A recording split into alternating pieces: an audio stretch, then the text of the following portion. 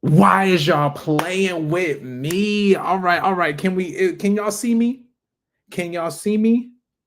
Is it in like a circle thingy? I kind of like it. Can y'all see me? Please let me know if y'all can see me. I feel like Bond.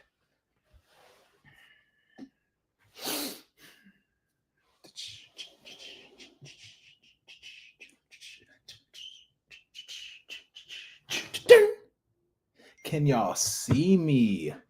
Oh, okay, all right. It's in a circle. I like the circle, but I feel like it might be what's that? Constricting. Constricting. Let's see. How do I bring that back? Bring it back. Bring it back.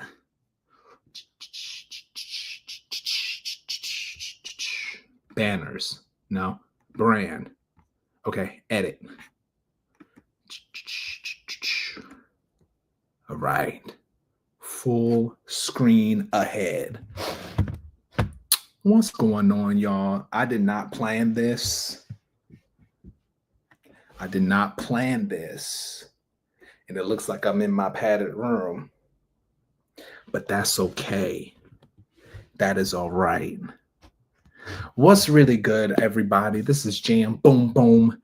And I'm catching up today with Madam Asita. I feel like I'm also like the catch up is the theme and the vibe because I feel like I'm also just catching up with how to use this thing. I don't think StreamYard is going to be the thing moving forward. I don't see that happening. But because there was a time when you can use YouTube to go live with other folks. Was that like a beta feature? They didn't really like roll that out yet because this seems very like StreamYard seems like a third party kind of tap into, and it's a whole new interface to use. We are gonna use it regardless. Regardless. But I'm waiting for my guest to arrive very shortly. It's no secret, it is Madam Asita. All right, what's going on? This is like a catch up. You know what I mean? It's kind of like the before we get into the full. This is kind of like, all right, let's get a little stretch in. Let's get a little little wind up, a little wind up. All right, we're gonna all right, a little wind up. You know what I mean? And in the ring, we have our first guest coming in, and I'm kind of stalling because I don't know how to add. Okay, I got it now. Coming to the stage, and it's so funny because it literally says "add to the stage." Coming to the stage, we have Madam Asita hailing from Miami. Madam Asita, fire sign Sagittarius, feisty, fiery, philosophical. Also, a very good friend and super uber talented. Here is Madam Asita. Hi! love that intro. Let's go. Can you hear me at all? I could hear you fine. Can you hear me? I can hear you. Okay, I can hear you just great. Yeah, that was me stalling for a very long time. So if you ever need me to stall for your show, I can open for your show. Just let me know. I can open for your show if we have any technical difficulties. What's up, Madam Asita? Hi, how's it going? Oh my gosh. I was kind of like alluding to it a little bit earlier, but it's going great. I feel like I haven't gotten up here in a minute.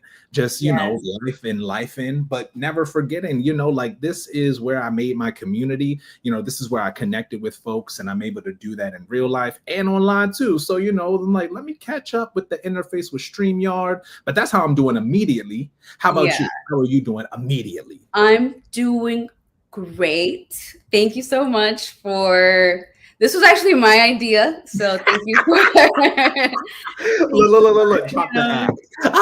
accepting my cordial invitation. Yes.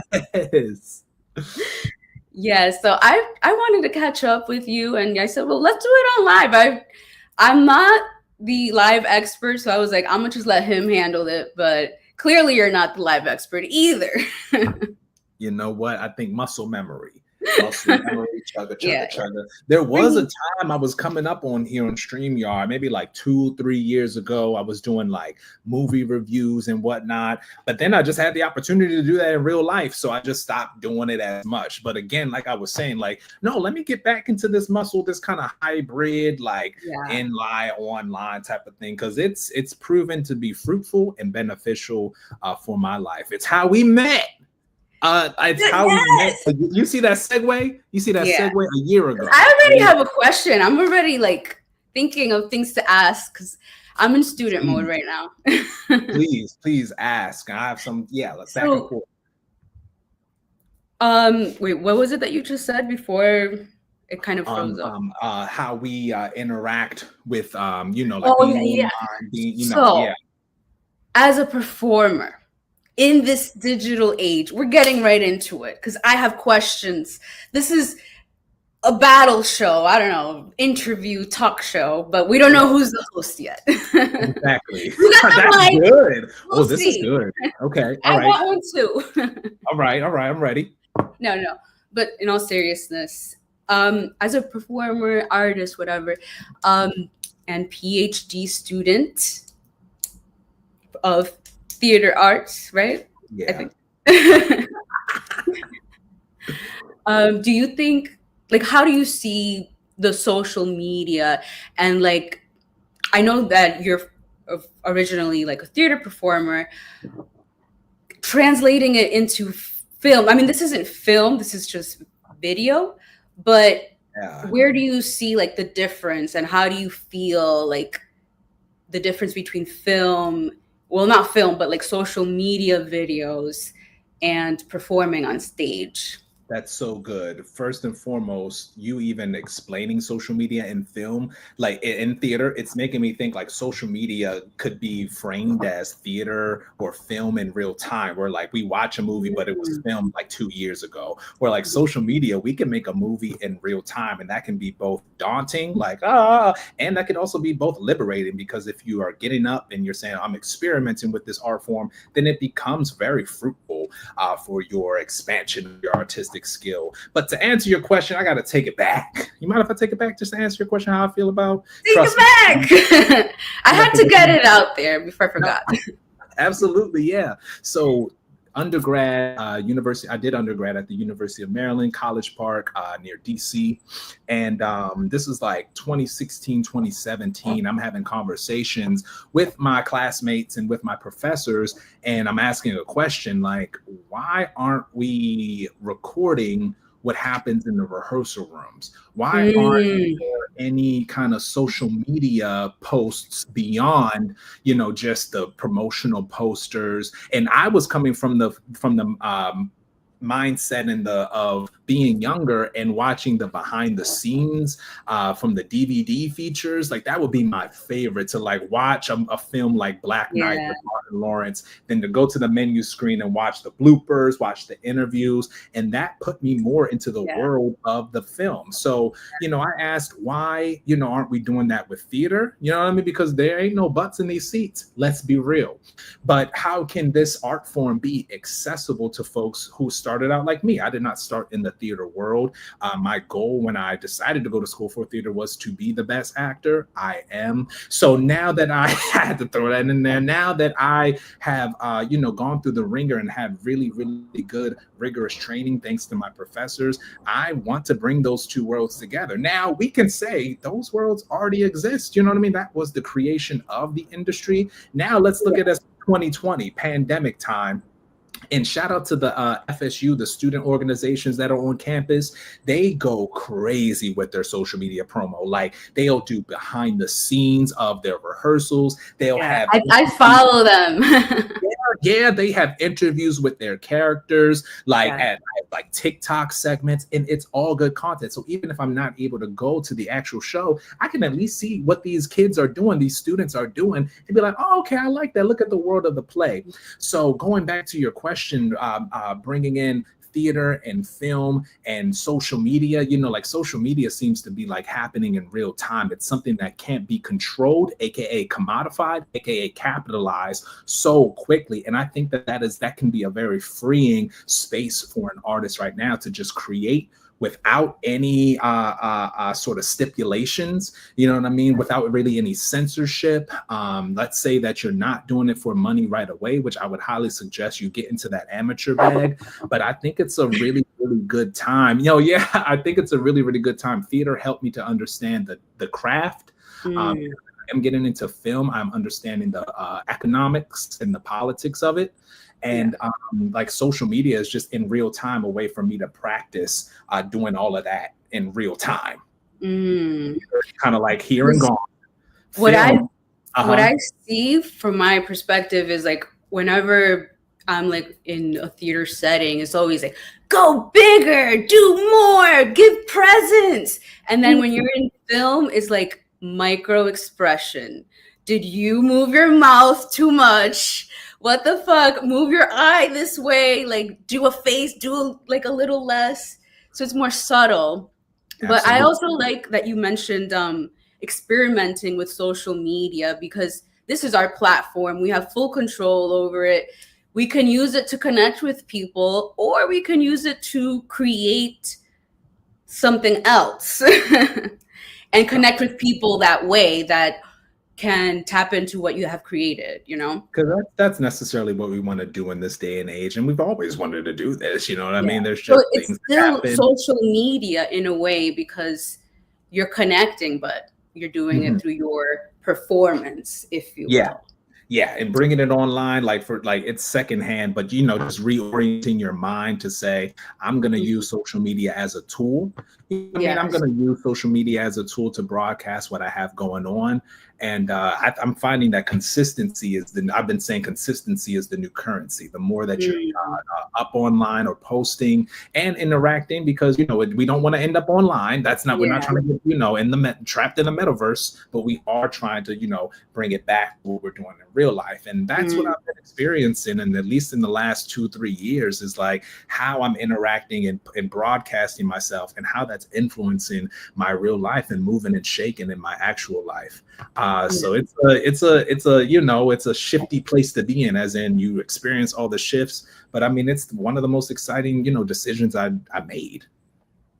And what do you think? Like you were talking about like behind the scenes and recording yourself. Like, what do you think you've learned the most through recording yourself? I love that question, because I'm in the middle of like theorizing what that is. So I started doing, when I first got to Tallahassee 3 months ago this week, it's been 3 months. I decided to start a vlog. I never did it before, and I called it Tally Tales. And so this was a way for me every day, from the most mundane things like eating a meal to going to museums. I decided to just record myself, not in a performative way, but in a way like I just really want to, I want to sit and understand what it is that I'm working. And I'm talking to my phone right now, sit, say, what's up, y'all, get ready. I'm about to go out. What does it mean to express yourself? And that's honestly what it is that we're getting at. We're expressing ourselves to connect with others. And so in a space where we are, a lot of our audiences might be, all around the world, or we do have access to folks all around the world. We can put ourselves out there. I'm choosing to, record myself and then look back at how I perform for the camera. If I put it in that lens, I'm like, okay, not that I would, not to pick myself apart, because that's a normal thing too. Like I'm looking at myself to pick myself. I'm just like, oh, okay, I have this mannerism. I know this about me. Because when you get in the actor studio, a director is going to, or, on the set, a director is going to tell you, okay, hey, do you mind moving your face? You do this when you say this line, do you mind doing that? That's a practice for me to say, okay, when I'm talking about something that's heartfelt, I can find myself, maybe my chest sinks in a little bit. Or when I'm talking about something really passionate, my eyebrows get real up. I remember that time that somebody had told me they hated when my eyebrows get up, but I'm not even friends with them no more. So it really becomes a self-practice of like, okay, this is my expression, and then acting, putting that in different contexts and acting out. So it does become like a self-taught acting class, but I got to frame it that way first. Yeah. You have to be aware of it.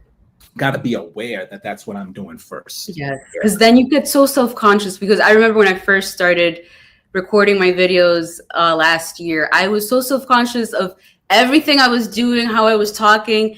and I wanted to be perfect. And I was like, well, what am I comparing myself to? Why not just be myself or do something else? Now these metrics, I'm finding that we do that with especially in this day and age where everything is so, this is the standard, and we're becoming more aware of that. But what are we comparing ourselves to? So I wouldn't, and this for myself too, and I'm speaking for myself, it is good to have a set of metrics, because it's like when by knowing who you are, you're saying that you know who you're not. Now, this is like semiotics, understanding language. So it's like, if I say this who I am, you got to know who you're not. So that's important too. You know what I mean? But like, as far as like comparing to others and this standard of perfection, throw that out. But I would say create like, what is your standard? We got to have standards in our places outside of acting, the dating world. What are my standards? Yes, because with like recording yourself and having like control over your performance online or your social media, having control over how people perceive you, the more authentic you are, the more you inspire others that can connect to that kind of weird thing that hasn't been expressed before. And if you're limiting yourself to like, oh, I'm not going to express that because that's going to not look good, then you don't know who that could have touched or who that could have reached. We learned so much, not even from just language, but not even from, this language, verbal, but from expressions. We learned so much. When your mama, when you were a kid, when your mama go like this, you about to get hit. That's information. Yes. That's why I personally love theater, because for me, it's like I'm learning from people, from humanity, not from what is the standard that is impossible to recreate. I'm kind of learning like, what is our natural reaction when we're put in a life or death situation, or like in a very new, like whimsical world? What would you do? What would be your reaction? Yeah. And I remember for me, like, just to finish off this like recording yourself thing, but I remember when I used to love watching MTV all day long. Like I don't even think I watched cartoons. I used to watch MTV like as an 8-year-old. And I remember watching like behind the scenes or like making the video. And those moments where you see people that aren't perfect, that aren't polished and done up, those are the most inspiring moments, because that's what most people are. Most people aren't perfect. Most people are imperfect. So the more we can just be comfortable expressing that imperfection, that's what's going to reach people, not the perfect 1%. Yeah, and that's all I have to say on that. No, that's really good. That's really good. And also being aware that when it comes to that perfection, when it comes to that standard, that's being backed and supported by money. Now, I'm not saying I'm not anti, like that. That's not a good or bad thing. But when we just get to just expressing ourselves, like just do it because that's what we're made for. You know what I mean? When we want to get into, and this could be a segue into spirituality, like this is just simply what it is that we're doing. It's just we're so down the line as far as industrialization goes, where even expression is being commodified, where we see AI and deep fakes. Yes. The shift that's happening right now, like and it's just a reminder. Yeah. And so just this reminder as things change, because we should change. But for a lot of us, I would say for a lot of us performers and entertainers, there's always that discussion of what's real, what's fake, who am I not? And, there are arguments to be made for all of it, but just find, like not even to be reductive. And I do apologize for sounding like I'm being dismissive of that conversation, because it is a good philosophical, psychological one, but to really just remind ourselves to simplify. This is your Aquarius coming out. It really is. Until Pluto just hit my sun sign, so it's right on 0 degrees. So I am, integrating. Oh yeah. It's been rough. Don't get me wrong. Look, it ain't. I gotta be honest. Like it's not. Let's get into astrology. Come on now, Jam. This is your time. Give us your big three. Oh yeah, just to wrap that up, just being aware of the fact that sorry. no, it's fine. Yeah, I want to get into it. Trust me. This is a good practice for me too. I'm doing it right now. Like, how do I finish my ideas and finish my sentences? And it's to say, just being as an actor, being aware you are performing in an industry. You are in a container. Just because you go out and express yourself, that doesn't mean the world's about to bow at your feet. You must meet all the systems of the world, and that includes politics, economics. Then how do we act into those things? How do we go into those systems acting as we are without feeling so? Because politicians reading a script. They're the best actors out there. So come on. But yeah, astrology. Come on, and let's get it. This is the astrology section, guys. This is our weather report. I would have my astrology weather report. So we just mentioned Pluto gone direct. It's 0 degrees Aquarius, and that is on my sun sign. So which is 0 degrees Aquarius. Yeah. It's 0 degrees Aquarius sun. I'm a 0 degrees Aquarius sun, and you, Madam Asita, don't try to make this all about me. You. Why? And it's Sagittarius season, right? I'm in my prime, optimist, Sagittarius, so I'm an optimist. Okay, so this will be the part of the segment where we do have like a transition, because the serious part is out. We got that out of the system. It would be like a little MTV spring break, like little intro to all right. Then we take it off. Like we had so apparently spring break, the MTV, apparently that went down in Panama City Beach, which is not too far away. I mean, in the state that we're in. That's where Panama City. That's where all the spring breaks were recorded. The synchronicity. Straight up. But it's Sag season. How was Scorpio season for you, Madam Asita? Come on, give us the real too. Hold on, my sister's calling me. I'm crying. See, this is real. You know what I mean? This is how real we are. This is real raw. How has Scorpio season? What was Scorpio season like for you? Don't hold back. Oh my God, I have a tragic story. I don't know if I want to get personal, but okay. Well, even going back to our using our own words, practicing what we preach.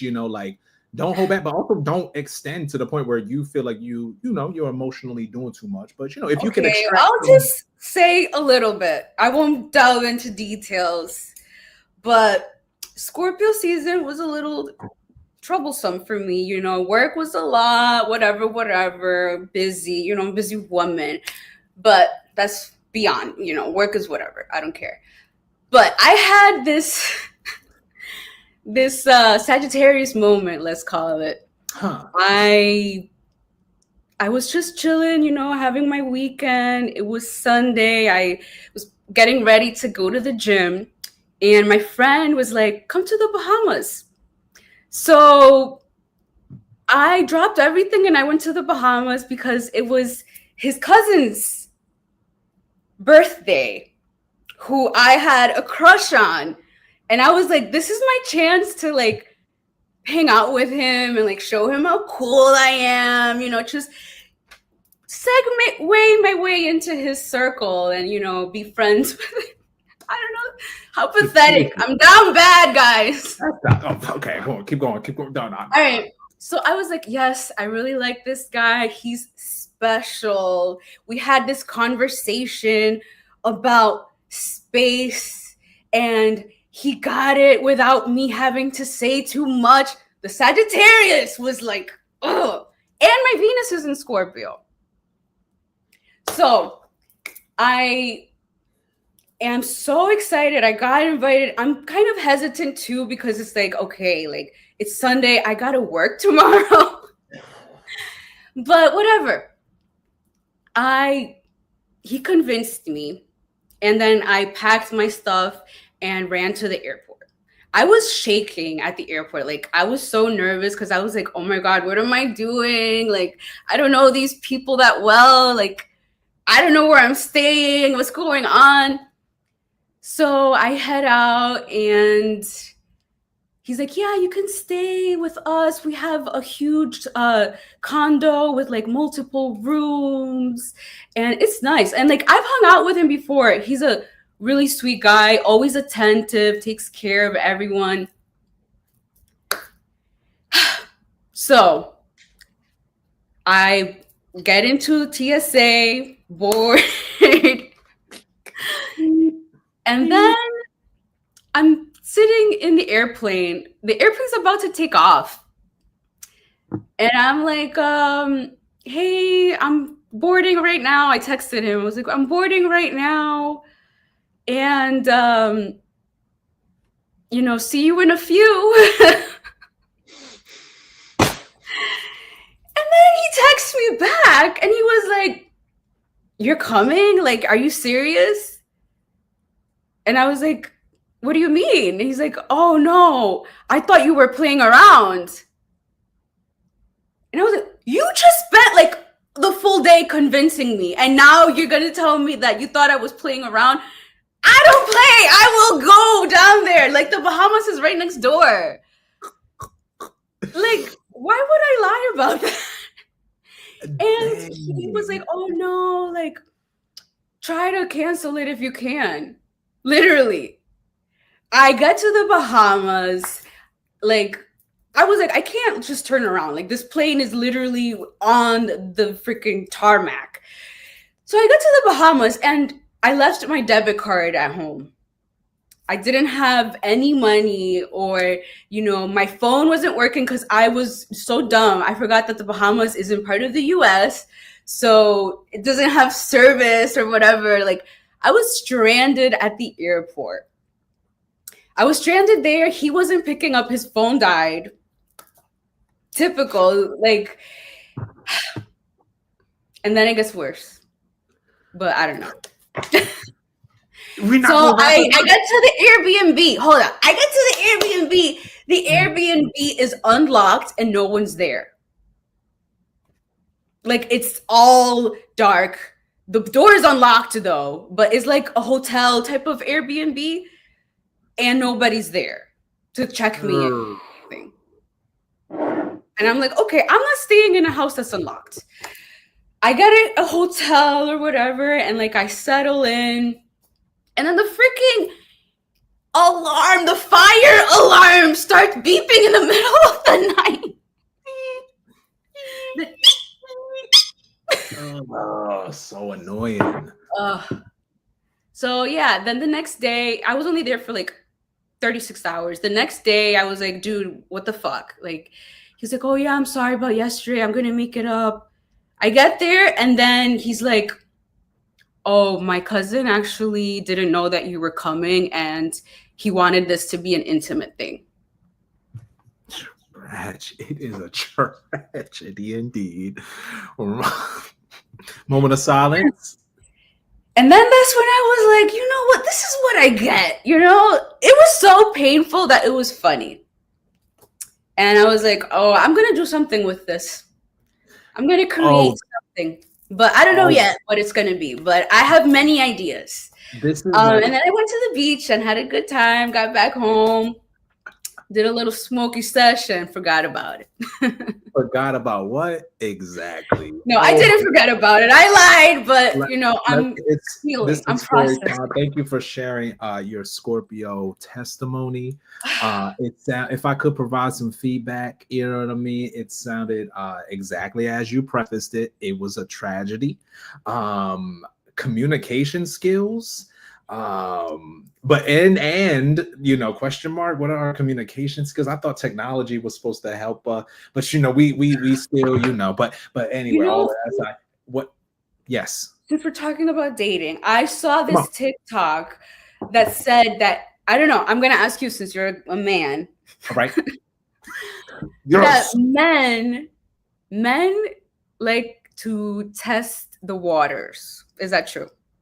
Test the waters. Like, yes. A man will text you, not because he's interested in you, but to see if you're going to respond. See if you're going to respond. Yes. This is what we do. See if you're still on the hook and interested, or if you're going to ignore. Well, I have a question. Have y'all linked before? Now, the technology. Okay. Then yes. as friends, obviously, but Right. we And that's what I haven't. mean. Like, have you either met before or not? Because the Yeah. dating app game is very much that. It very much is a give and take. No. Okay, got He's it. just like typical Miami person, you know. They're like, wait, what? Yeah.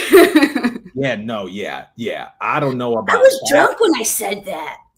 Yeah, I don't know. Let's refer back to the text. That would be a moment where I would refer back I to got the text. receipts right But here. as far as a give and take for like a quick, like a link up or a date, yeah, a give and take. But a give and take to travel out the country, never heard of that. So Right? I don't know. I put my life in danger. I put my life in danger. Man on that. You put your. I can't speak on men for that. You put your life in danger, but you did something really good, which was you gotta do something with it because that's your story. That is it's all about the story, you know. Scorpio update. No, yeah, just I'm sorry. You gotta top that. It's a sad clap. It's a sad clap. Well, it's no tragedy. Wait, question. Where do you have Scorpio? Where is your Scorpio placement? 10th house, Venus. Scorpio with Venus there. Okay, hold up. We're going in and out. All right, got you. I have Scorpio 12th and first house. This will be the part where I play like the sad music. Like it's really sad for me out here. 12th and the first house. Sorry, where do you have it? 12th and the first house. So it's overlap, double houses. I know. Whoa. I came in knowing a lot. Yeah. But I'm getting a hold of it. And so experiencing, being in a new location, and astrocartography, how our astrology is, or our natal charts are affected by our environment. Because this is the reason why astrologers ask for your name, or not your name, the time you were born, the date, and the location, because that is all in relation to the astrological energies. So experiencing that, always around this time, I experienced transformation. Now, this time around, it's been internal transformation. And I've been saying this a lot, like really letting go of a cycle and really taking into consideration the bigger picture. It was this month or last month, Scorpio season, that I realized that moving here took a toll on my body. It took a toll. Like I'm experiencing brain fog. I'm experiencing physical exhaustion. I really did not consider all of the physical strain that it would take in order for me to uphold just simply being here. Now, add that on to starting a new career, meeting new people, engaging with new scholarship. Oh man, and I'm not the type to make an excuse for myself. I never had. But it was through my 10th house, which is in Virgo. It was through my job and having experiences with coworkers. We forget all work, but this work is where I learn a lot about, just like, because I got a lot of Saturn energy. Work is where I learn how folks, put on, perform, and act. And I'm able to see myself through that. So it was internal transformation, realizing that I'm not just where I've been for the last 3 months. I'm where I've been for the last 12 months, which was around this time when we, did our improv workshop. So a lot of it was internal and really keeping to myself and kind of like checking things in order to say, okay, take it easy. I literally had to have an advisor say to give myself some grace. I was able to, peep game with a lot of how authoritarians and hierarchies kind of work within the school system. We've always been privy to it. Baltimore is very different than Florida, like mentality-wise. Oh, absolutely. And realizing that nobody here really know me, but I'm not too pressed for folks to get to know me if I'm still just getting my bearings. So it's been a lot of like me just sitting back. I got Jupiter in the 12th house. So, I sit back and I learn, and I'm not too, out and about with it, but I sit back and I peep game.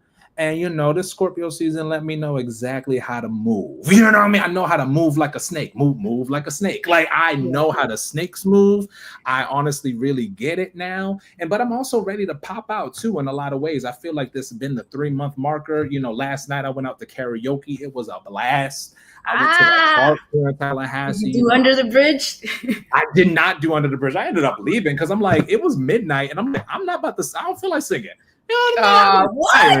I left. I left. Oh, you win your Scorpio bag. My Scorpio bag. So it's not a tragic story. It was tragic for me because I had to meet a lot of my habits. I had to meet a lot of my just how I think that I put on my Ken doll and go outside and be who I am in the world and interact with the world. I met a lot of those habits that I am shedding from, getting real hard on my time management. But then I'm also learning when to speak up when I feel like I'm not being supported in the workplace or in a place where it is. Yeah, no, I got Mars and Capricorn. So it's both of those things where it's like that self-accountability, but also like, no, hold up. Now's the time to speak up and out against something that's not really working for me. So that's that Scorpio. That's what Scorpio season did for me. Now Sag season coming across. This past weekend felt like I got like a jolt of energy. I did like my first time doing like the boom mic on a film. Hey, so cool meeting like the filmmakers here. Nice. I mean, that's my Scorpio tale. Again, it's not tragic. That's lovely. What? It was, love that for you. It was more internal, I was staying out the way. My bad, man. No, it's okay. Listen, I'm a Capricorn moon. My life is tragedy. Life is tragic. No, but my life is not bad. I'm just being dramatic. No, absolutely. No, yeah, I'm here. I'm playing.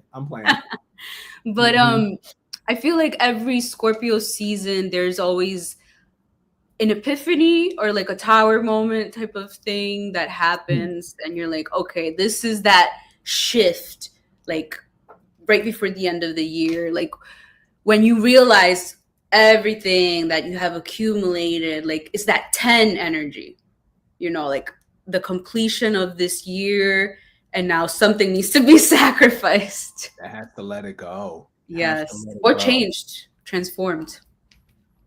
For me? No, I'm just saying, like in general. Oh, that's good. You had me. I have one for you, though. I have a question for you. Ooh. Okay, no, please. So you were talking about moving, and I remember moving for me was also like really traumatic. What does a typical day in the life of Jam Boom Boom look like? A typical day looks like me waking up, sunrise time.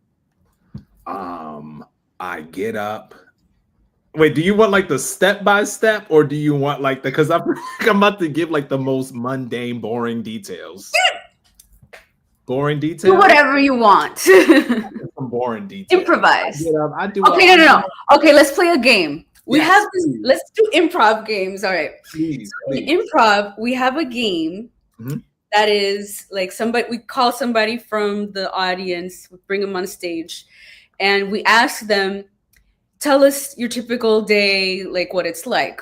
I remember, yeah. Right? You saw it. And then we do the 60-second version, the 30-second, like different versions, obviously, whatever. So let's do for you your typical day, the boring version. The boring version. And then the theatrical version. I'm ready. You ready? Let's go. And scene. All right. So I wake up. Sunrise. Sunrise now time is between 7:30. So I wake up. I'm up. I'm just like, whoa. Alarm or no alarm? Alarm. Okay. Late alarm and no alarm, but alarm. So I wake up, and lately I haven't been to like, where am I? I've been like, okay, Florida. Okay, cool. Get up. Look outside, look at the sky. All right, I warm me up, hot water in the morning. I have hot water. I just put it in the microwave, 1 minute, take it out. I'm sipping on hot water. Then I have me my supplements. I have me my protein drink. And I'm just sitting. I try to journal every morning. Emphasis on try. You know what I mean? Try to journal. I'm typically going to the gym. I'm moving my body within the first like hour or two that I'm waking up. Just get myself right. All right, boom. The last 7 weeks, I've been doing my group fitness instructor training. I just got hired to teach at FSU campus. I'm going to be doing kickboxing. Nice. So they train you? Yeah, it was a 7-week course that we had to do. So awesome. getting back to the boring. Yes, But that was, because my schedule has recently changed now. So that is a part of me like shifting. Okay, now what can I do with all this time now? So usually either working out, going to class, doing some certificate training, going to class, being in class. I'm like, okay, all right, y'all, trying to learn as much as I can. Oh, we had to do that. Oh my God, I forgot. You okay? No, I'm okay. I'm just, that was a typical, oh, now I feel like I'm getting theatrical. All right, go to class, do my TA shit, which is all online. And then I'm typically either coming back home, reading a bunch of theory, which is the most challenging, like in the good way, challenging part of the PhD program so far, reading my theory, learning how to read it. And then honestly, Madam Asita, I just be going to sleep. Like I really be out the way during the week. Like that is a typical PhD student, at least for this first couple months. It's not going to be always, but that is me. It's really just so, and throughout there, I'm just like getting ideas, writing them down, and yeah. Okay. Now let's do the theatrical version, or have fun with it. Give us what your ideal day would look like.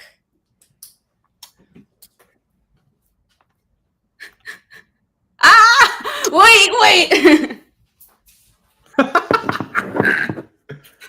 Oh, all right. So look, I got the old version. I'm mythologizing. I wake up in the morning. I have crashed. I remembered that I crash landed in a new water cycle, maybe some 3 months ago. Recently, I've been waking up with these very, very supernatural dreams, these very vivid dreams, visceral dreams. I wake up and I have my first breath. Are you alone or are you with somebody? I'm alone. Oh. This morning, but yesterday was different. So I wake up, I say, I'm in a new environment. I take my first breath in, blood rushes to the brain, it disperses throughout the body, and I go and I rush and I just ease my system with the hot water. I ease my system. I take my supplements for the day. I drink my protein shake. How does your system feel? My system, after that hot water flushes through it. It's sort of like it's a detox and an activation at the same time. It's like a calmness and a joltness at the same time. It's just like, oh, so I rush through supplements, protein shake, journaling. This is what my dream was. Kind of put in little funny anecdotes. What I'm gonna do today. I usually write like freestyles in the morning. Like just like, yeah, this was what I'm gonna do. And then boom, give us a freestyle real quick. The freestyle goes like this. When I come around, turn your city into boom town. Ooh. They copy my style. This, that Baltimore Bridge falling down. It's very, just whatever comes to the mind. It's nice. How I spark my creativity, So then I'm out the door, and I usually like to start the day with the physical activity. I try not to do weightlifting every day, but recently I've been getting into the steam room, the sauna. Love the steam room. Now, if you got access to a steam room, I highly suggest it. Real good for me. You guys have a nice little facility over there. Oh yeah, I shout out to FSU. You'll never hear me complain about you as an institution. All right. They treat us real good for the money we pay. All right, so I'm usually like up and about, working out, in my zone, still in my vibe. And really when I get social is when I'm in class. So like my applied class, so much fun. Just learning new tricks and trades, how to interact with different communities, utilizing our theater's toolkit. So I do that for the day. What do you have for lunch? When I first got here, what I have for lunch these days is different from what I had for lunch 3 months ago. When I first got here, I was eating out every day. I'm like, ooh, chicken fingers? Yes. Ooh, local burger shop? Yes. Ooh, Mexican food? Bro, I'm telling you, I said, well, caramel passion. I said, getting a little puffy here, so I had to slow down. I had to slow it down. And nowadays, I'm really just reverting back to what I was eating back in Baltimore, which was like a bag of chips, some trail mix, some Gator Low, like for real, like other meals. No, seriously, and like that sounds like Little struggle. berry. It sounds struggle mealy like, but it really is all my body needs to like just those sort of like basic minerals and cell salts and vitamins and some electrolytes because it kind of like Florida. adjusting. I know I thought that I would have to eat every day and eat more because of like the sun and I'm sweating more, but that is not the case for me. I'm telling you, my waist, my Balenciaga waistline. So we got it back. You are lying. Stop lying. I'm not about to show it, but I'm dead. You are a whole fitness instructor, sir. We got it back. I snatched back, you know what I mean? So I had to ease up on the food. But that's what I'm having for lunch these days. It's not Monday, it's not, the most fabulous thing in the world. But then I'm going to class. Hopefully you have a nice big dinner, right? No. I'm worried, Cam. I'm gonna go to Tallahassee right now. I will too. I've been to the Bahamas. I will go. I know you will. Madam Asita, is that you? I feel like you're here already. Trust me. Bring you some freaking yuca.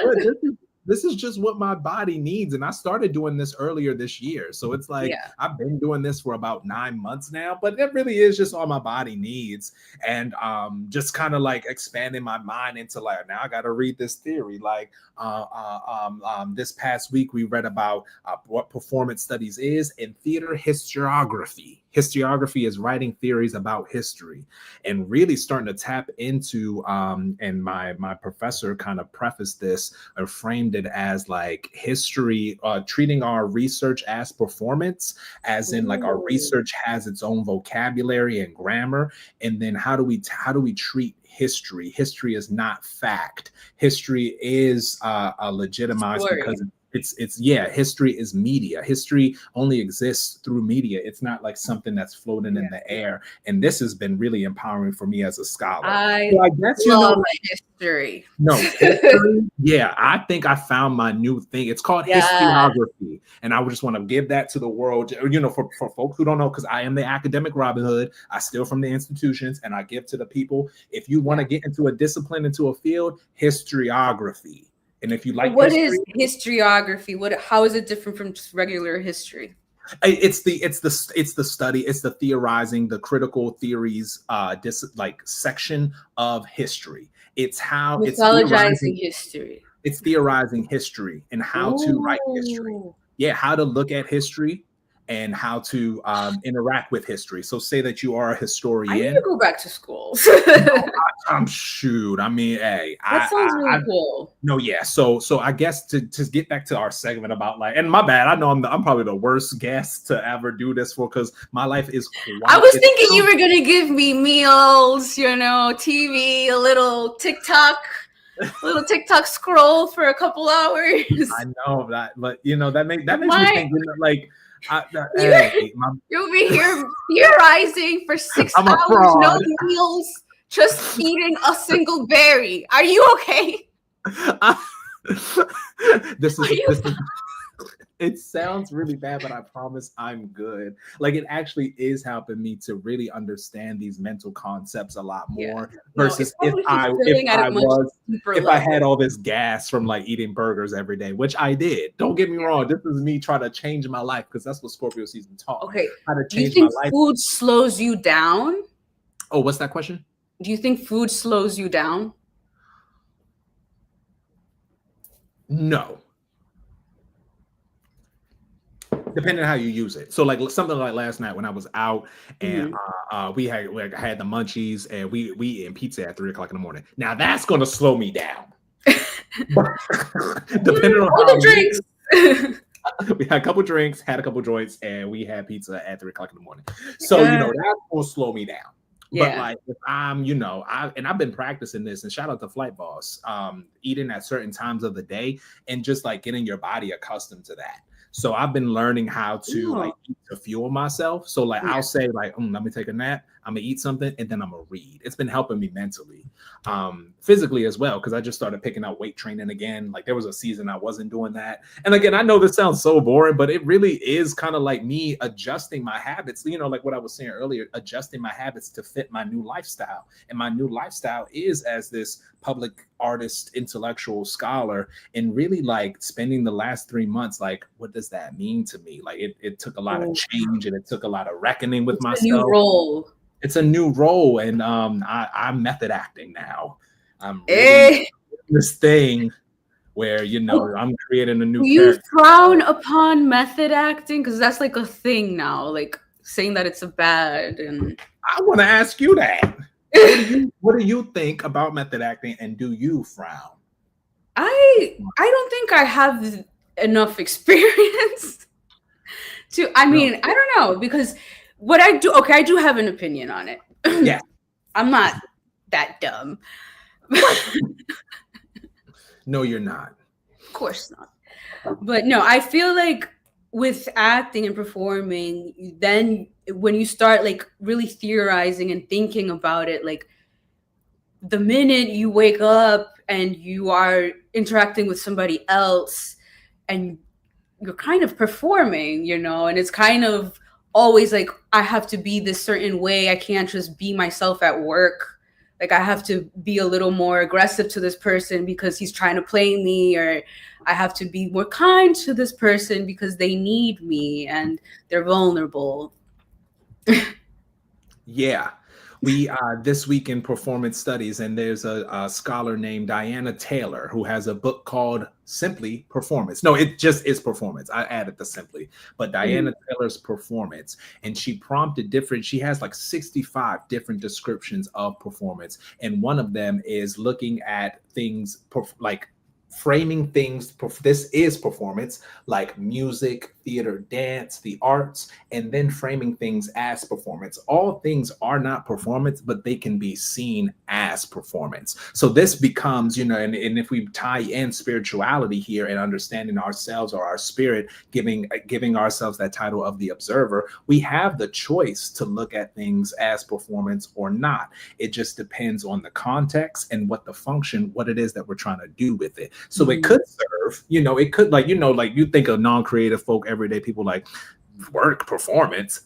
What? That don't make no sense. But then they get a performance review. So it's like and also for performance, I also kind of, what comes to mind is like people that go on Instagram and they are giving this illusion of a lifestyle that they're happy or they're in a relationship that's very fulfilling, but behind closed doors is a different story. Yeah, so you are performing. Now we're getting into psychoanalyzing, and you know that. And for me, I feel like I performed kind of like in a very sad.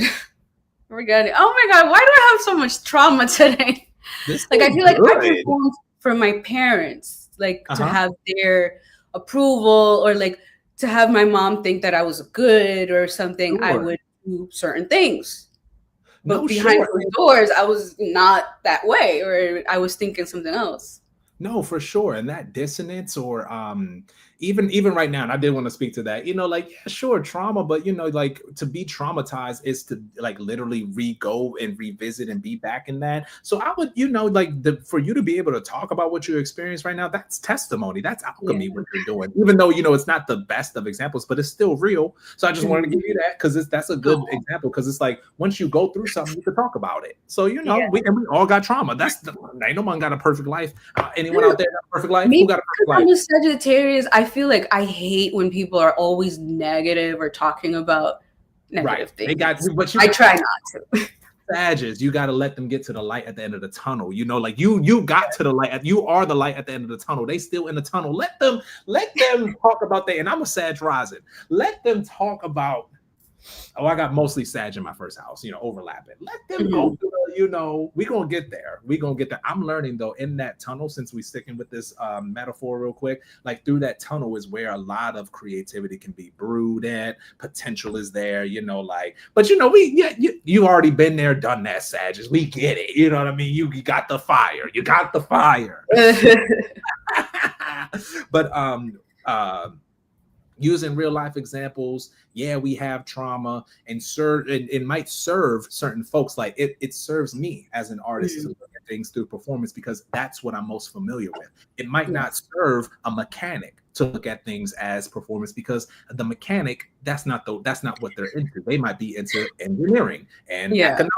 You know what I mean? I mean, a mechanic is performing a technical performance. right, and like simply doing your job. And again, what it came back to, referring back to performance by Diana Taylor, what it came back to is how we are framing things. So it really does give us agency, and it goes back to, you know, we have the choice. If we decide to frame things as performance, then it can be useful. But we really have to know what our framework is. We have to know ourselves before we can start to theorize. And that's a latest move, or the latest wave in intellectualism. It's called your positionality. You have to know who you are, and Pete, you got to let people know who you are before you can start making claims. And it's very important nowadays to know who you are, aka spirituality, aka individuality. Now's the best time to really get in that if we want to make change, or if we want to look at things in a different way. Me personally, I am the academic Robin Hood. I steal from the institution. So I'm in here. I might look like the good old schoolboy, but I'm really here to give back to those folks who either don't want to go to, or want to go to school but can't. And, you know, because I'm no legacy, I'm a first generation through and through, but I am kind of understanding we do need the institutions, those who are out on the block, on the street. We do need, because they got all the resources, you know what I mean? So, but the institutions need to learn how to deal with the communities in a different way, because there is knowledge that folks have that is new, and that they don't necessarily have to go through the indoctrination to get, you know, the big degrees. So, you know, it's a mythology that I'm going through, right? You know, the lore, it's the indoctrination mythology. It's the Melchizedek lore from the Genesis, the first book, but of the Bible. But you know, like, we're here, and it's exciting because I know who I am, and that's the biggest difference this time around. It's like I really can make my positionality before I start making my claims. Yeah. Oh yeah. And Harmon Passion said, yeah, sometimes family can be very judging if you don't stick to this particular way that you were raised. Exactly. And if we what you got to say about that? Sips water. Well, I would like to say that that's why I live here in Miami by myself, away from everyone. Hey, yeah. No, I think that you kind of have to stick up for yourself, you know, and if somebody's going against you and attacking you and judging you all the time and forcing you to be something that you're not, and you don't want to perform that way, then you got to get out of that situation. And that's what I've done.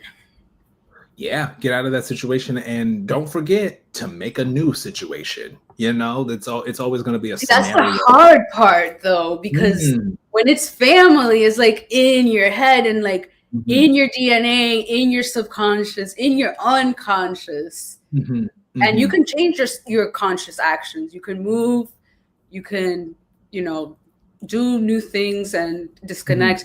But then you'll see like that family together, and you'll be like, damn, kind of wish that was me. Well. And you know, those brief moments, you know, is a sacrifice, because when you choose one thing, you have to sacrifice everything else. Yeah. And how you sacrifice, because there's that Abrahamic way of like, I'm gonna kill my son. There's that sacrifice, and then there's the other sacrifice of just, I'm just not going to do that thing no more. You know, and then that allows us, which could feel like killing your son. So maybe that's what it is. Maybe that's, you know, that's maybe like killing my baby. It's killing, yeah. It's like that, but it is not that. We got to remind ourselves, it is not that. it is like that. And even in the language that we're using, English, and are going into our memories, you know, a lot of that is preset. It is kind of like a standardized way of looking at our own lives. And we, again, going back to, we can choose the way that we create our lives, create a family. You know, we're getting back and more into that tribal sense, like chosen family. Have you heard of that term? Like, you know, like you're my chosen family. You know, like that. I started like really getting into the spiritual community online in 2018, I think it was. Mm-hmm. And it was all about the subconscious, the soul family, the family that you relate to mentally versus the blood family. And I was like, okay, I could believe this versus this like strict, your family and you have to stick, you know, and do the same crimes that we do and live the same lifestyle. No, my family's not criminal. But I'm thinking like, you know, that's what family, you know. Yeah. Let's just not talk about family. No, I mean, just for the sake of, you know, like, let's say we're talking about family and we're creating a new play right now. Like, let's create a play real quick. You know, if we want to do a 2-minute play. A 2-minute play. We're on the 1 hour mark. Okay, let's finish it with. Oh, that's good. I feel like, shoot, how you feel at the 1 hour mark? I think we should finish it with a little quick play. Let's finish it with a quick play. Okay. Now, before we just like write the play, you know, like let's say like we're introducing like how to write a play, like understanding first. Let's have Caramel Passion write the play. Caramel Passion, write art. I'm in improv mode. We have the audience do the work. Y'all really Caramel, do. write us the play. Improv, yeah, really do. I'm an improver myself. How was that show? Tell me. Because we talked a lot about you. I'm just kidding. I mean, it's true. I tried my best to, you know, like bounce back. Like, okay, now you. I tried my best. But I just shared a very deep personal story. I'm still bothered by that. You did, and we're gonna shake it off with this. How was what show? You said the improv show that you went to here in Miami. First of all, Miami changed my life. And like, I say that to people and they're just like, all right, bro, calm down. I'm like, yeah. He got a stripper to give him a lap dance at 11. That changed his life. Chill on me, bro. Chill on me. But it literally, just like the architecture, the weather. I mean, even though it rained every day, it was still so, but you know, it was still so magical. And that just goes to show like how I look at life. But I had a really great freaking time, and to like that was my first vacation, you know what I mean? And like being in a new environment, being by myself, it was freaking amazing. We ate such good food, you know what I mean? Yes. And you know, like to put the job back into it was like my first vacation, and I had to worry about money. I had to bring that up too. I had to worry about money. That's a different. That's crazy because Miami's expensive as hell. Miami's expensive as hell. We've been saving up because we planned on it like when Nikki announced that she was going to do her second leg. So I'm like, look, when I get to Miami, I don't want to worry about a thing. But that's another reason that went into it being so magical. But the show was so funny. It reminded me of why I got into theater. It's just so live. It has nothing to do with too much restrictions, not too much planning. Yeah. It's just really talented people who are very sharp, and they are with their community, their environment. The audience didn't feel like a, you know, audience sit down, watch popcorn. They were like how you just said, we're gonna make the audience work. It was like one and the same. The audience sometimes became the stars, and then the people on stage was the audience. It was like what reminds me of like what theater can do. Like, and you never know who was coming in there with whatever on their mind, but I know they left with something else on their mind. What was one of the that rundown of the dude who did his day, like you know, like he would get up and get on Zoom, or like the serial killer guy. Oh my god, he had a really crazy Beyonce. Yeah, oh my god. Okay, all right, but yeah, no, the show was so good, and I love improv. You know what I mean? Like, I like all types of performance, but improv reminds me, like, if you can you can't really act if you can't improv. You know what I mean? Like, I don't think you that, you know, like, I don't think you can really, you know, act if you can't improv. So it's different. It's definitely different than like real acting. Yeah. And y'all let me up on stage during the class time before that show. Oh my God, I was not expecting to, but I didn't want to say you no. You slid up in there. Because it's yes and, right? It's not no, but it's yes and. I love it. So thank you so much. It was so much freaking fun. But okay, all right. So we're going to get back to Caramel Passion. This play is not a serious play, so it can be anything. It could be just random words. Yeah, it can be anything, maybe summarizing what we had talked about. We did talk about family. Or like a word of inspiration. Yeah. Let's go off of it. And let's for you and me, Madam Asita, let's think about things that we talked about, and maybe we can bring that back, and that can be some like source material for this thing that we're about to create. So while Caramel Passion creates that, this is for the people who are watching who are just like, you know, where do I get started? How do I, and you kind of hinted a little bit at this. Madam Asita was like, you know, that it becomes the hard part where it's like, how do we, you know, create these plays and like create a new situation and scenario, really thinking of your singular self as the whole industry. You are the director, you are the producer, you are that. So how do I become a playwright? So like I wish I had a little, I'm gonna have a whiteboard right Yes. Here. So what you want to do before you, so say you want to make like a real play that you can open up and read a script. You want to create the world of the play. Okay, this is the location. It's called the setting.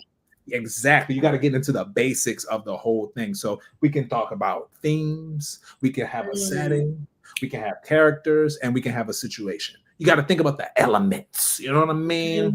Elements, fire, water. You could put that into like elements, those elements like theme, situation, setting, like into earth, fire. How would you put that? For those four that I just... Yeah, because I like to put things kind of like in astrology terms because it helps me remember. Excuse me. As far as the elements go and setting the world of the play, I would attune that to the houses. I would leave elements and I would leave the elements to things like characters because these are things that we embody and act out. Like when we're around the fire, we get hot. When we're with water, we get... So I would attune that to characters. Characters would be like fire. Yeah, like the emotions. These are emotions and characteristics that we can, or it's a fiery situation. Or let's say we want to, because fire is produced by friction. So when characters are coming together, that's the fire. In my mind to say, oh, okay, yeah, no, it can be looked at as elemental because the setting, the environment could be set in a furnace or it could be set in hell. There go fire right there. Would the setting, like the location, be the earth? It could be. It's set in a forest. So the characters, the fire, what were the... It could be. What even before looking at that is really just establishing the function. Like how does this story function, and then how can we use astrology or attributes of astrology to inform what is already just basic to a play, which is characters, environment, situation in the world. And then get into the details. So what kind of characters are they? What kind of world is this? What is what is the situation? And then using, I would then use elements to describe that, because that is what the elements do in our actual life. It describes. So you're saying it's more like a layer. Yeah. Oh yeah. Versus like things that can stand individually. Yeah. That's what I would introduce to for my intro class. You know, I'm like, let me not give too much. You know what I mean? I had a friend tell me the other day, she's like, I don't want to give too much of my own intellectual property up front. And I'm like, I get that. You know, no, she on it. You know, like when it comes to, Oh, that's how you know you're around some like real serious artists. They serious. They are taking that shit seriously. Yeah, it's serious. It really is. But yeah. That's how I would describe it. So are we gonna wait for Caramel Passion, or are we gonna go? I think the play is already there. Okay. How? Okay, ready? This is the script. Okay. You're gonna say, I'm gonna say the first line, you're gonna say the second. Which one? Up chat? The last thing that she said, how to discuss okay. Oh, let me read it. Turn that into a play. Go. Dance. How to discuss spirituality without using religion when dealing with family or people in the way that they about it. Okay. Relationships dealing with different religious backgrounds. Okay. All right. Okay. So you want to create a scenario in a relationship? Like how do we relate to each other? Because I got a suggestion. Okay, go. All right. So I'm a student. I'm listening. Okay. I'm your child.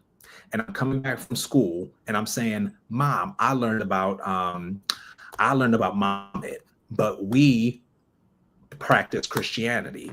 What is true? What is real? What is not?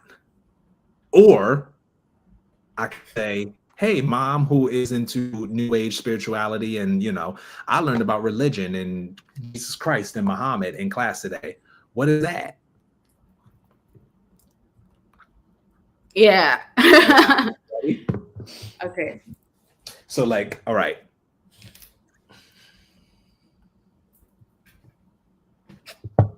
Hey, Mom.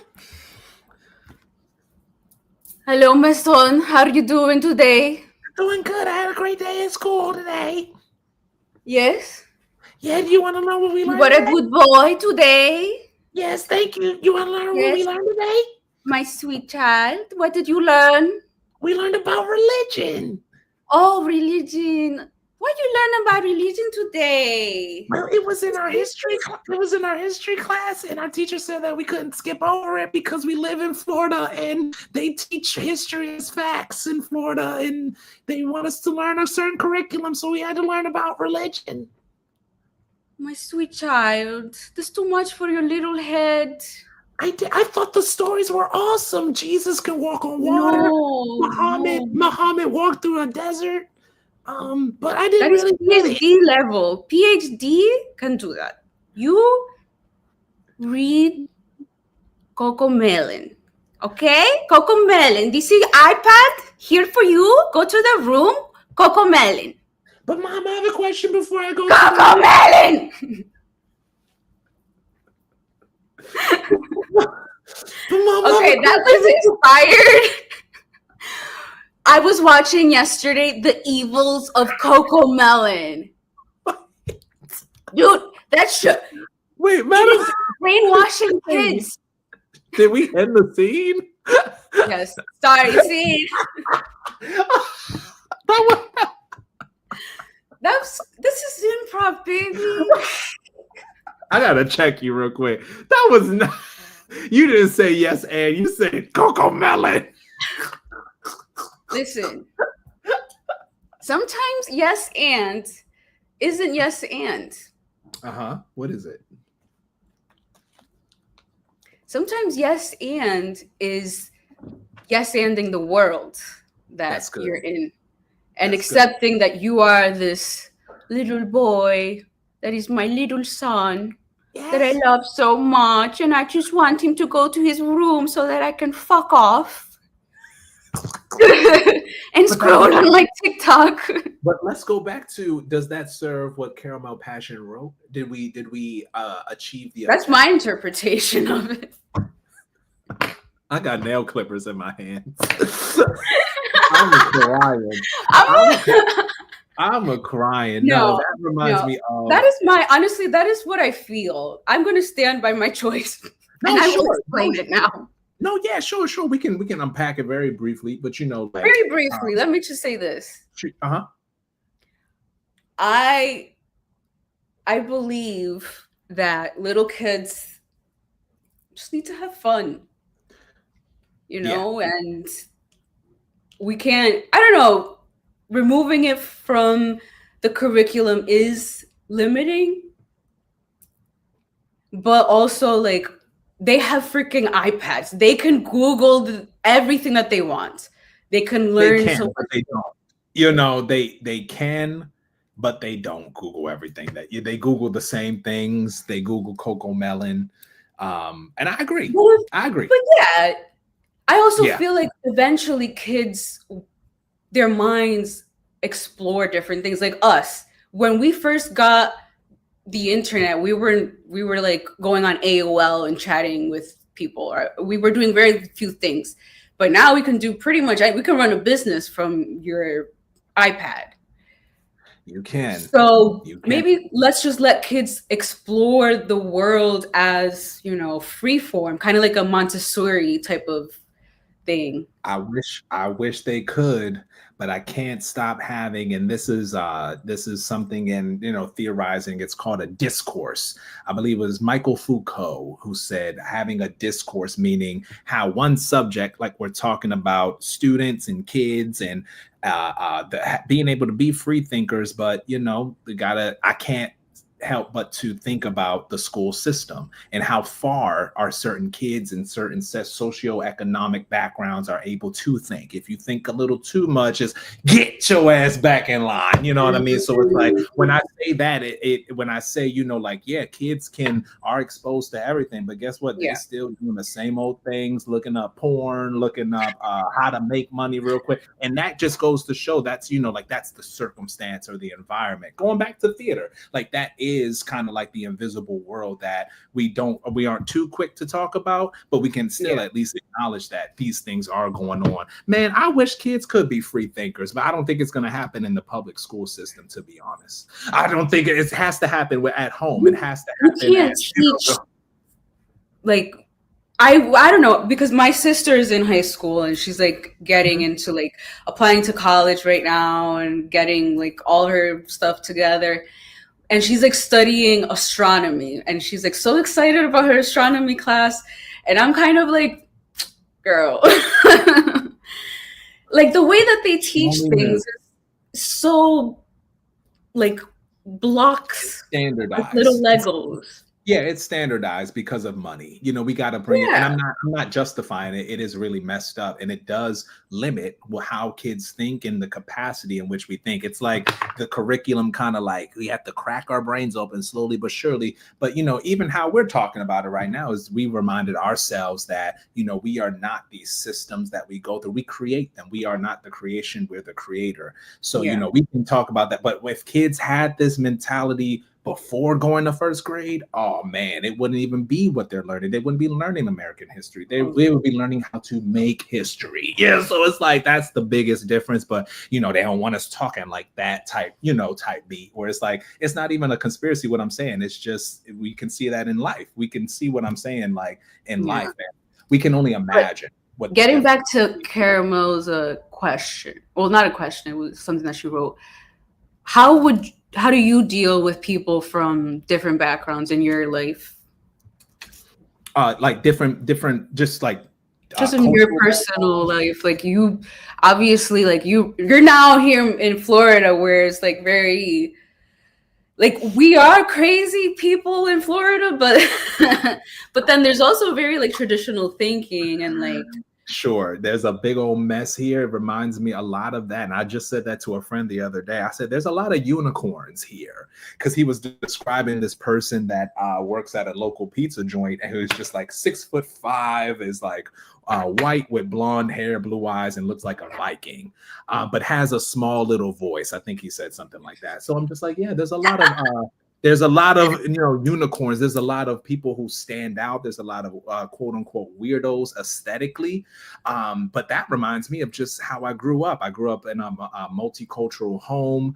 I was told as a kid, you know, like I wasn't black enough for the black kids. I wasn't Spanish enough for the Spanish kids. So I decided to be myself a long time ago. So I never cared. And my mom even told me herself, she migrated from Panama, and she experienced all the prejudice based on how she talks, and she still has an accent to that day. She held strong to that, you know, Panamanian roots. But she told me never to judge people based on what they look like, and always always judge them based on their character. So me being into theater right now, it's like, oh, characteristics. I can't leave everything up to a first impression, because I'm not an impressionable person. Like, I'm not trying to be impressed by the world. I'm trying to go for the long run. So I just learned how to, like, okay, let me see how this person act here. Let me see how, and it started with myself too. So to be around people from multiple backgrounds, that's just a walk in the park for me, because I've never been pro this and anti that. I don't got no racism coursing through my veins. So I've always just been accepting of all people, but not of all characters. So that's what really has helped me to say, okay, you a friend, you an associate, you my family. But you can look any way. Michael, what Michael Jackson say? If you thinking about me, my baby, it don't matter if you black or white. You know what I mean? Like, and I'm wearing black, you're wearing white. Hey. So that's how I feel. I'm so used to, but it's very punk here in Tallahassee. I will have to say, and I love the punk. We were just talking about that earlier. I love, like, it's like I work at the WVFS, the local radio station here that's located on campus. I cast the news there. I got to do a couple of radio plays on there too, and their music is straight up rock and roll, indie punk. A lot of folks are just very indie in their expression, and in their like the filmmakers club that I'm a part of here too. Like, they're just very indie grassroots, and I resonate with that spirit.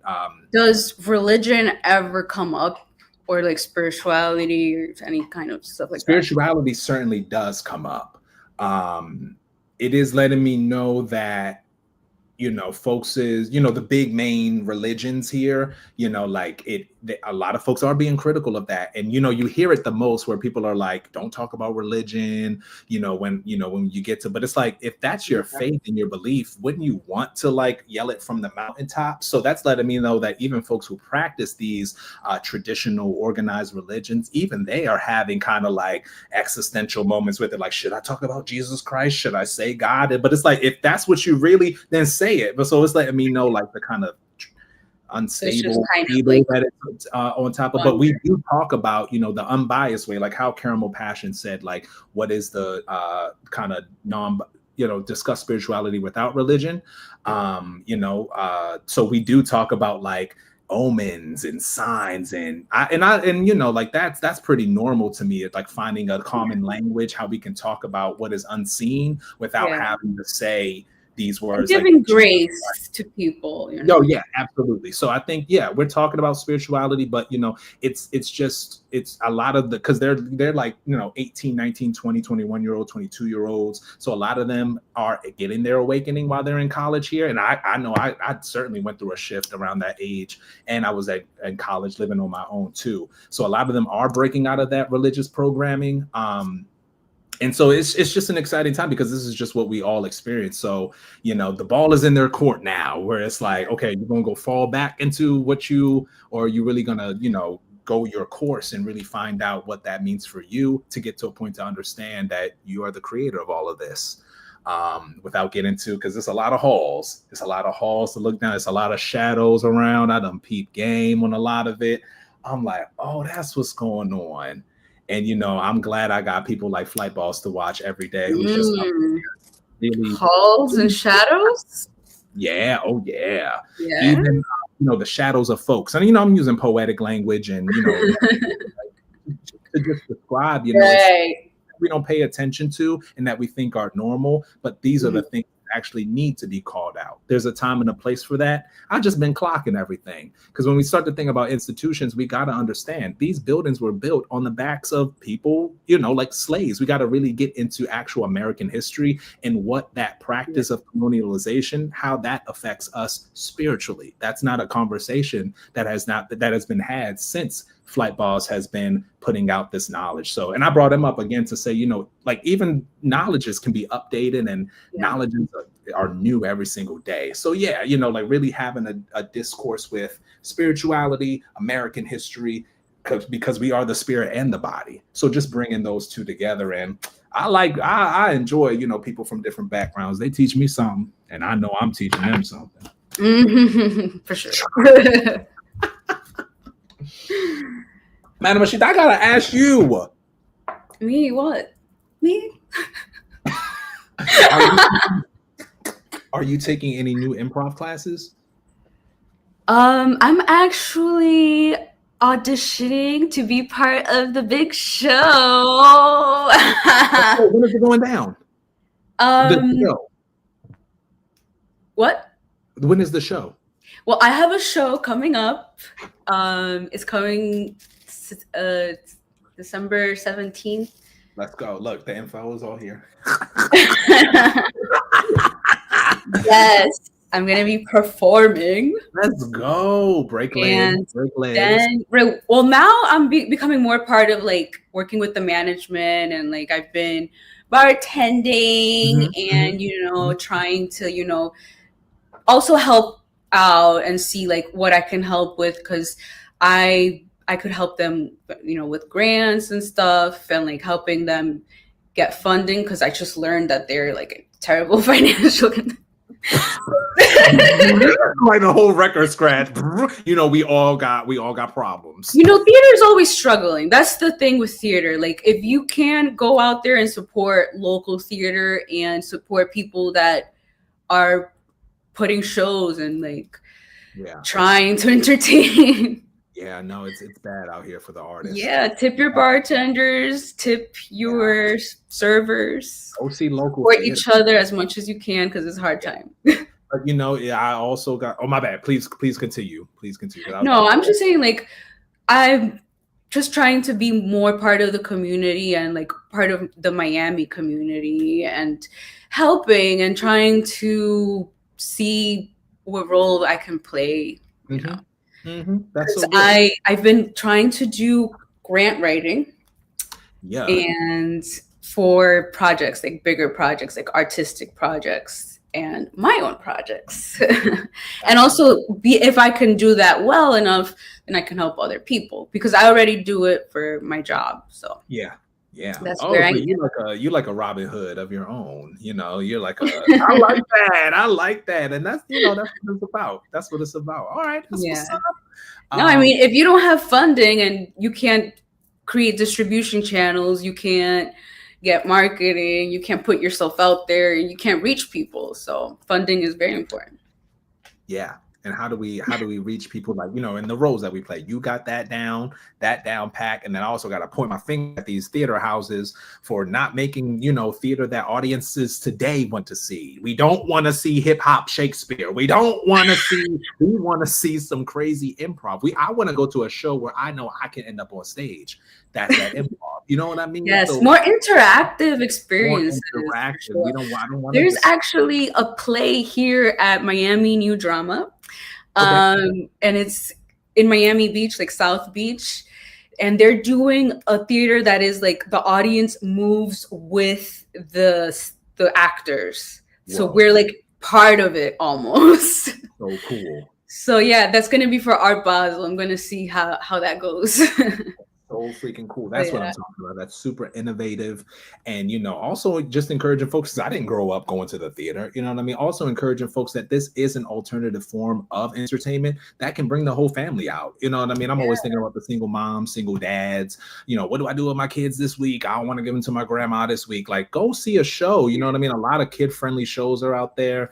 So, really just reminding folks that this is something that exists, and it's not just for a certain type of people. It really is for all people. But like you said, getting involved with the community, I can say the same for myself. I've been really like outside and really networking with the people, understanding, without trying to come in and be like, oh, this is what needs to be done. No, like, let me actually listen to folks, ask questions, and I know what I can bring to the table. Let me see if that'll be helpful and beneficial. So really, relearning how to collaborate with people. Because Florida is a very feminine place, a lot of feminine elements, because Florida is flower already, and we're surrounded by water. I don't know about Tallahassee though. Tallahassee, but it still probably has a lot of. No, when you said that, you had me sad. I love a good old bold statement. That was a good old declarative statement. Like, Florida is feminine. I can situate my mind to see that. Hell Hell yeah. And I'm just like, I'm not the laid back reserve type. I'm like, all right, so let It me forces you to sit your ass down. so really like laying back and seeing how folks are laying in the cut with things, but it's a time to get active. I got, Scorpio Sag in the first house, my internal spring, applying astrology to our daily disciplines. I have been feeling, the fire, the Sag fire. And going through my dark night of the soul. Dragon. Is this the thanks that I get for putting you on? Is it my fault? Is it my fault? All of you professors gone. These professors. Just said a thank you. He should have said a thank you. No, I'm gonna show them how to do it in this new age, because these professors, they still don't got no clue. They don't know how to talk to Gen Z. They still falling back on their disciplinary authoritarian because they don't got no good pedagogy. So I gotta really show. But I just been watching. So I have been in my Florida feminine, just laying back, receiving. Yes. But now it's time to really talk and expressing what I'm seeing. So that's where we at. Even having a conversation like this, Madam Asita, is like illuminating. You know what I mean? Thank as far as like you're doing this, I know you're very busy, so I appreciate you taking the time to sit and chat, because I love chatting with you. We always go so many different places. It's like, and we always bring it back.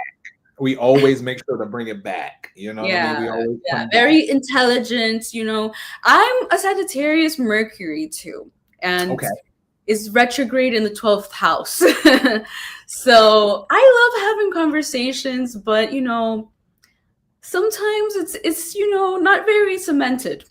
Yeah. So I like chatting with people. I love, like when you came out here, we went out to dinner, had some drinks, and just let the conversation flow. Like when I remember traveling to Cuba, and they had a thing called a paladar, which is like a restaurant, which is somebody's living room, because it's a communist country. You can't have restaurants. So you would go to somebody's living room and they would cook for you, and like you would chat, and like there would be people that would walk in and like perform, and then they would leave. Like it would be almost like a restaurant, but it felt very personal and very like I was chatting with friends, and it was like almost like a social club, like speakeasy, hidden. Maybe because it was like communist. And, right. There's prohibition. That's a vibe. That's a vibe. And some of the best theatrical plays and venues are inspired by the times that we're in. And remember, like Picasso, like the 20s, was that the Picasso time? All of those artists would come together and like share ideas with like actors. Oh, like Harlem Renaissance. Yeah, the Harlem Renaissance, the French, like that was 100 years ago. And to think that's what we're doing online right now. We're having that's what we're doing. We're doing it in online cafes. We're doing it in all internet cafes, online, meeting in person, then bringing it back online. It is that same meeting of the minds for sure. It's the best of times for me. I can't speak for nobody else. I'm having a really good time practicing broadcasting myself, because that's how I got up on here. I'm like, let me teach and see how I am as a teacher. And look at me now, I'm teaching. So it's like I'm gonna use that as my testimony to say you can get up online and say, hey, I want to get up and practice acting. And look, now you're an actor. So it's like how we can use these two together. And most importantly, is to connect and make really great friends and have really good conversations like this and more. Like, it does the heart really good. I'm not too busy to have a good old conversation. You know me, I'd rather be doing work like this. But thank you. I'm orienting, how do I, be in this new world and keep who I am? And this just reminds me of both of those things. You helped me get from the MFA program to here. And we are locked in for sure. You know what I mean? We locked in. So what's next for us? What is next? What's next for us? Tomorrow, I'm going to be heading to do a recording for the revamped version of the Boom broadcast. I'm still sitting on our interview. that we did when I was in Miami. Oh my God, that is. I would like to make that a part of the broadcast, but I guess I guess I say this to say, just continuing to do what I'm doing, but on another level, a deeper level intellectually. Incredible passions, like beautiful vibes, genuine. The hotness. Spicy. But yeah, just like, just dreaming about doing things bigger and better, in a sense, like better camera quality, deeper conversation. Better equipment. Yeah, absolutely. Learning the equipment. Let me tell you though, can I share this actually, what? I did not share this tragic story because I guess I was trying to do a little juxtaposition. You gave tragedy, I kind of gave, triumph, tragedy, triumph. But I did have a tragedy story. You just reminded me of it. So I did lose that. Apparently it was only one cable. I thought I lost two. Apparently it was only one cable. I came back and it was due on that Monday that I arrived back. I believe it was October 6th. I came back with the case, but you know what, Shay, I could have lied. And said, okay, here you go. Here's the mic back and bye. But I had to say, okay, I'm missing two cords. So it's a student supervisor there. And the student supervisor didn't know what he was doing. The student supervisor told me to keep it and that I should get in contact with the adult supervisor, the real faculty staff person. Little did I know that every hour that the equipment is not returned, it's $10 an hour. Oh my God. When I tell you that, racked up on my, and then on and my he didn't tell you that either. Well, he didn't tell me that, but I gotta be a mature about it and say I didn't look that up either. So trust me, I went through that motion. I said, why that motherfucker ain't tell me? But I'm like, damn, why ain't look it up? So long story short, I ended up only having to buy one of the cords. I thought two were missing. And it was around registration time, and they put that hold on your registration. They say, hey, if you got this amount due, you can't register for classes. And I'm like, damn, I'm so sorry. Short, I was able to register for classes through communication and just being upfront with them. They were like, hey, we understand, stuff happens. Don't let it happen again. But, stuff happens. So, we get it. So, I'm good. I'm in the clear. But it was a tragedy because I'm looking to get in good with those folks. They got all the equipment, and I'm trying to, that was your first time. So I'm like, I can't look bad, you know what I mean? And I got Chiron in the 10th house, so I'm like, I'm sorry, everybody. I'm so sorry, man. This is not who I am. I'm just in a new place. I'm in a new space. You know what I mean? So, you were in Miami. Come on. Did you tell them that? I have been in Miami with that microphone. Come on, I gotta be real. Good. They would have been like, okay, charge him double. Charge him double. This, matter of fact, get out. Matter of fact, buy the whole thing. Buy the whole camera. They could have did me so dirty, but really, learning how to communicate with folks. Yeah, and getting good with people. We need people. We need each other. Yeah. Well. Yeah. But any wrapping ups? Any final closing statements? No, shout out to Caramel Passion for keeping us company. Caramel Passion. Being our audience, gave us our idea.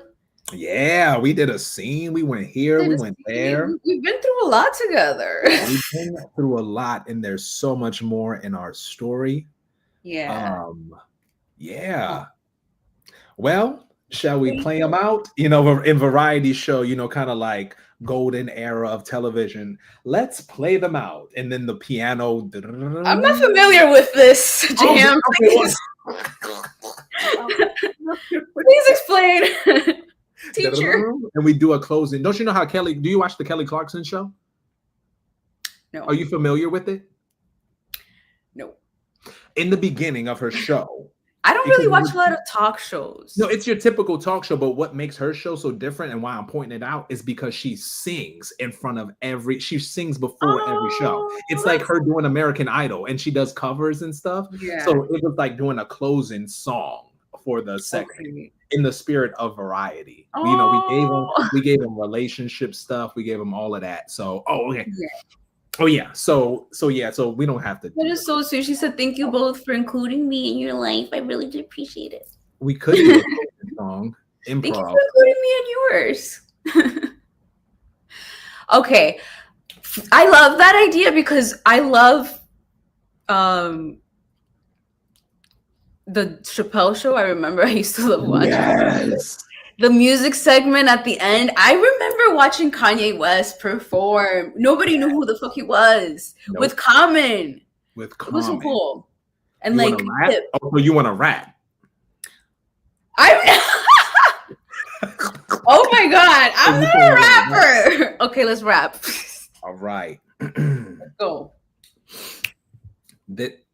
Oh, you got the beat? Oh, I was just going to do poetry, kind of like Def Jam poetry. So this is the show. Okay, we're Def Jamming. Okay. All right. Okay, we'll find it. I'm in comedy mode here. Okay. All right. It could be funny. Okay. So no. You do serious. This is the show with Madam Asita. This is the show with Boom. Wait, what? We're gonna bring it back. Did you say whom? Okay, maybe it's not the best to do over a stream. This is the show with Madam Mashita. This is the show with Jam Boom Boom. This is the show with Madam Asita. This is the show you gotta tune to. You gotta tune, because we in the room. With Jam Boom Boom. In my cargo room. Doing this toom. And we on a spaceship and we go zoom, and we out. Of this room. We still working it out. We haven't been picked up by producers yet, but at least we're showing them that. Come to our show next. Coming to a town near you. Madam Ashita, thank you very much. Thank you. This is Madam Ashita. I am Jam Boom Boom. I am Miss Madam Ashita, and I'm out of here. We are out of here. Y'all have a good night. Take care and stay dangerous. Thank you. Bye.